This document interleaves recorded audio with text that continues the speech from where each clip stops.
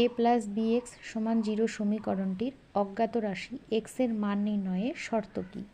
তো সমীকরণটা কি আছে, এ প্লাস বি এক্স সমান 0। সাধারণত আমরা সমীকরণ সমাধান কীভাবে করি, এক্স যুক্ত পদটাকে বাম দিকে রাখি আর ডান দিকে এক্স ছাড়া পদটাকে নিয়ে যাই। তাহলে এটাকে ডান দিকে নিয়ে আসলাম মাইনাস এ, তাহলে এক্স সমান কত পাবো, মাইনাস এ বাই বি। এবার এ এবং বি কোনোটারই আমরা নির্দিষ্ট মান জানি না, তো এবার যদি বিটা 0 হয়ে যায় তাহলে কীরকম আকার হবে, বি সমান যদি 0 হয় তাহলে আমরা এক্স সমান কত পাবো, মাইনাস এ বাই 0। তো এই মানটা কিন্তু অসংজ্ঞাত হয়ে যাবে, অর্থাৎ আমরা সমীকরণটা থেকে কোনো এক্সের কোনো মানই পাবো না।